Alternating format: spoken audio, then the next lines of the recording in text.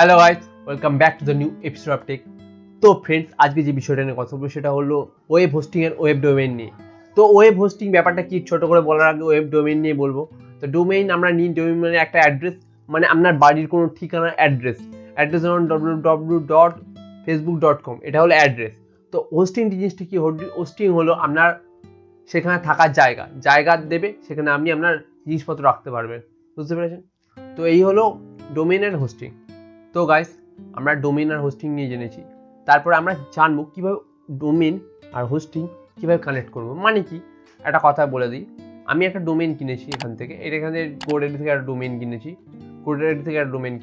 আর একটা ডোমেইন কিনেছি, হোস্টিং কিনেছি ওয়েব ওয়াইস আইসপ থেকে। এখানে আমি সস্তায় পেয়ে গেছি অনেক, তো কিনেছি 299 পেয়ে গেছি 1 বছর হোস্টিং। তো এখানে আমি হোস্টিংটা কিনেছি, বাট কানেক্ট কীভাবে করবো? দুটো এক জায়গাতেই যদি কিনি, ডোমেইন বা হোস্টিং যদি এক জায়গাতে কিনি, অটোমেটিক কানেক্ট পেয়ে যাবো। কিন্তু একটা জায়গাতে আলাদা জায়গাতে হোস্টিং কিনলাম, একটা জায়গাতে ডোমেইন কিনলাম, কীভাবে কানেক্ট করবো? তো আমি সেটা ডিটেলসে বলে দিচ্ছি।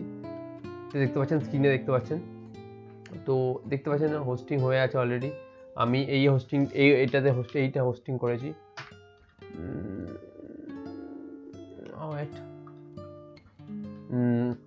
স্ক্যানিং, ওকে।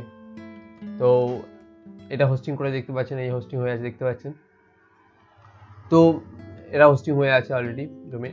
এই ডোমেইনটা আমি কিনেছি, এখানে আমি জিনিসপত্র ফিট করি। তা কীভাবে করলাম সেটা জানার বিষয় না। তো সিম্পলি আমি এটা লগ ইন করবো, ইউজার লগ ইন করবো। তো অলরেডি লগ ইন করেছিলাম, দেখি লগ ইন হয় কি না। এটা ফ্যাগড়া আছে আবার। তো লগ ইন করি।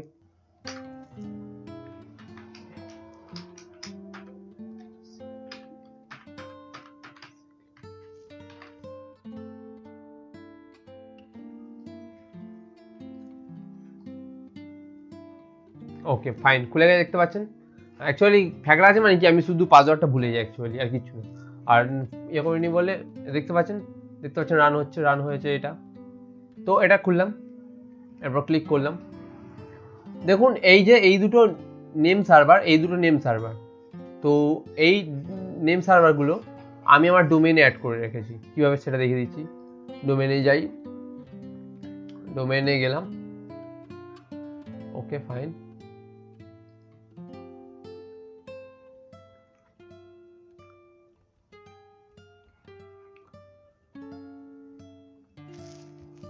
তো দেখতে পাচ্ছেন ম্যানেজ ডিএনএসে গেলাম,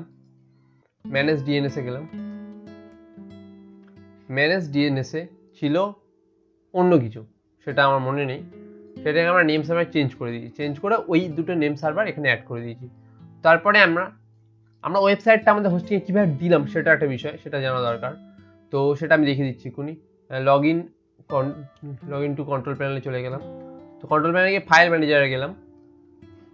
তো সিম্পলি ফাইল ম্যানেজারে গেলে দেখুন আমি এটা সিম্পল একদম ওয়েবসাইটটা একদম খুব সিম্পল ওয়েবসাইট।